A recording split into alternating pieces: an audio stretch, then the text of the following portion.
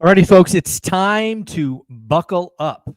Redfin just released a report about the housing market, and it is official. The housing crash has started. Now, of course, if you follow this channel, you know I'm saying that very much tongue in cheek. But again, the report from Redfin is a sign that the spring selling season has been extremely weak. The good news is, you know that on this channel, we called that early. We actually called that late last year.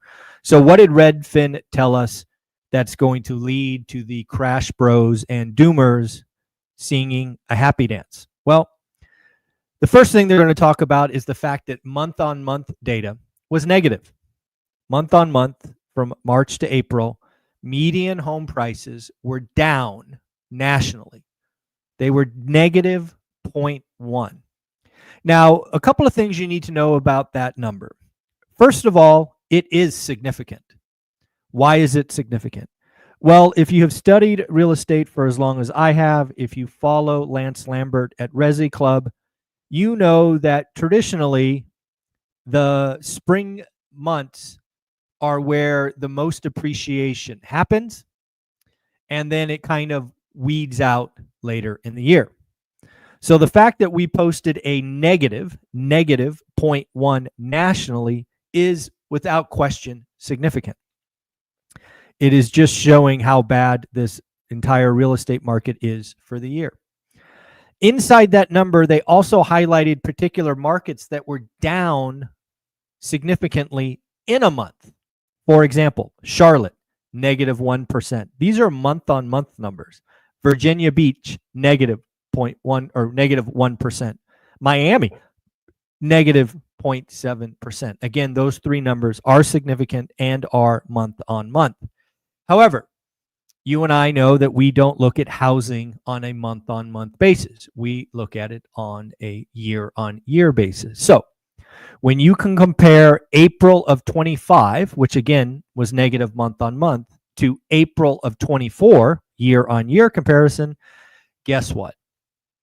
National home prices were up 4.1%. Now, again, a couple of things about this number. It is significant. It is important.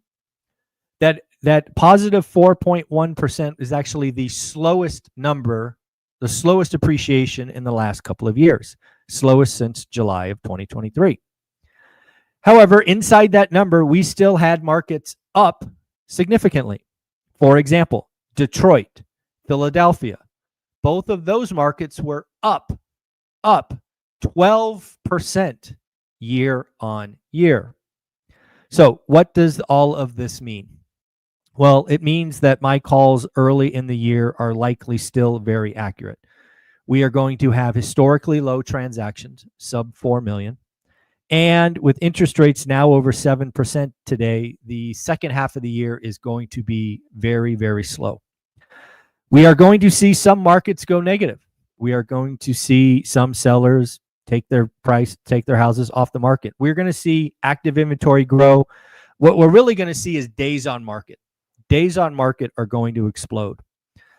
The last thing that these doomers and crash bros will need to learn again is something called price elasticity. Price elasticity. What does that mean? That basically means that prices are sticky on the way down.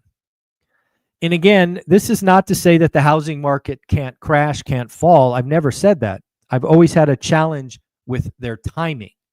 Their timing is off. The fact that there are calls for home prices to fall 9%, 9% in 2025, when we just posted a positive 4.1, seems unlikely to me, because that's a 13-point swing, right? First off, you got to go from positive 4 to 0, and then you got to go from 0 to negative 9.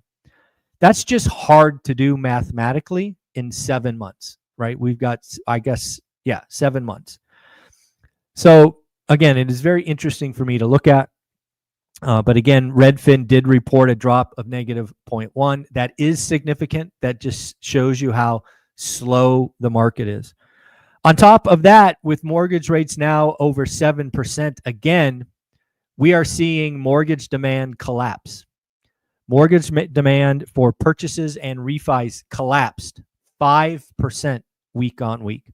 That is significant. Folks, we have learned on this channel, and I've shared with you for 6 to 9 months, 7% mortgage rates are just a red line. When we go over that, and then you layer in uncertainty and all these other things, there's no transactions coming. Now, of course, no transactions is a joke, but the fact is that the demand on the sidelines will only grow. So again, that is a problem. On top of that, we have some potential issues with lumber and home builders. I don't know if you know this. We probably get this from the uneducated economist, but I actually read a report about soft lumber prices surging 23% in April. And if you don't know, Canada accounts for 85% of all soft lumber used in housing. So there is talk about tariffs on lumber from Canada, and if that comes through, that could be significant for the builders. I do want to shout out a couple of things that happened on the channel yesterday that you might have missed. We had a great conversation with Jason, who heads a single income family on a teacher's salary.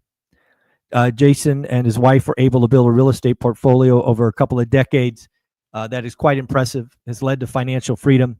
And I think there's a lot of you out there wondering if you can do it on a single income. Can you do it on a low income, nationally speaking? And I think it's fair to say that teachers are not the highest paid profession. So you should take a look at that. Jason's story was awesome. And then I had a live Q&A with the three guys from Deal Champs, Stratton, Jason, and Dean. We dug into the real estate market 2025, 2026. We talked about AI. We had some conversation about mistakes raising kids. It was really a live Q&A that went over many, many topics. Hope you enjoyed that. Hope you watched that. So again, lots of stuff going on. We did have some earnings that are worth talking about. Toll Brothers. Toll Brothers is interesting again to me because it's a sign of the high end, not the low end, not mid-market. Toll Brothers, once again, beat on top line, beat on bottom line. But you need to know that revenue year on year was down 3%.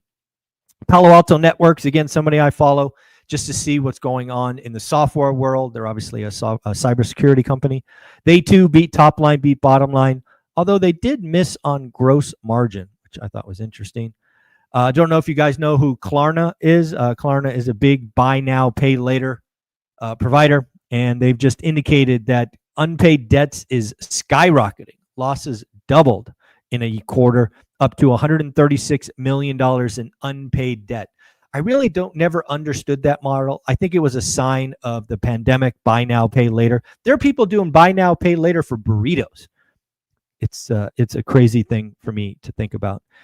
We also got earnings from Target. Target missed on top line, missed on bottom line. Net sales per store were down 2.8%. Again, not good at Target. Looks like Target also cut their sales outlook as retailer blames tariff uncertainty and backlash from DEI rollback. Canada Goose, a big luxury provider of coats and the like, pulled their full year guidance on macroeconomic uncertainty. It should be highlighted that Canada Goose beat top line and bottom line as well. The cost of money, cost of capital is going up, up, up. The 30-year is again above 5%. The 10-year is again above 4.5%. It is getting expensive out there. Lowe's reported they affirmed full year guidance. And then finally, TJX, kind of a discount retailer, beat top line, bottom line, and also says they can offset significant pressure from tariffs, which I thought was interesting. The ECB is saying the quiet part out loud, European Central Bank, saying there might be a fundamental regime shift going on where investors are rethinking U.S. assets. Folks, some people call this the sell America trade. I would just call it buy less America trade because, again, they're not wholeheartedly dumping, at least in mass. But what they're doing is they're taking their discretionary investment dollars and they are allocating net new dollars away from the U.S. So I don't think it's truly sell America. but it is buy less America. And that is a problem when you look at it en masse.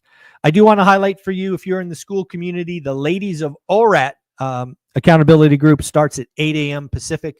If you are out there and you want to join a community like that, we got you. The Ladies of ORaaT go 8 a.m.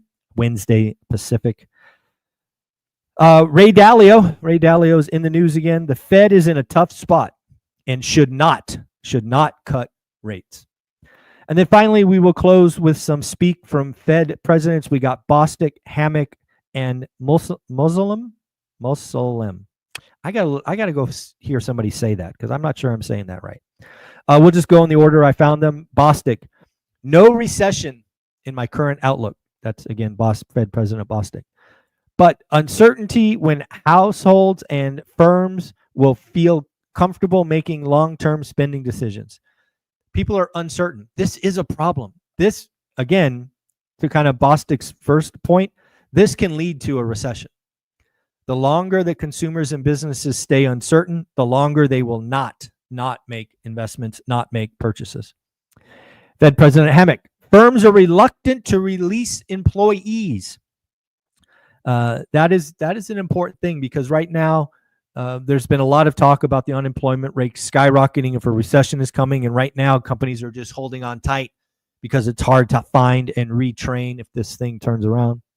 Last thing from Hammack I noted was sentiment data about economy is concerning. I would certainly hope so.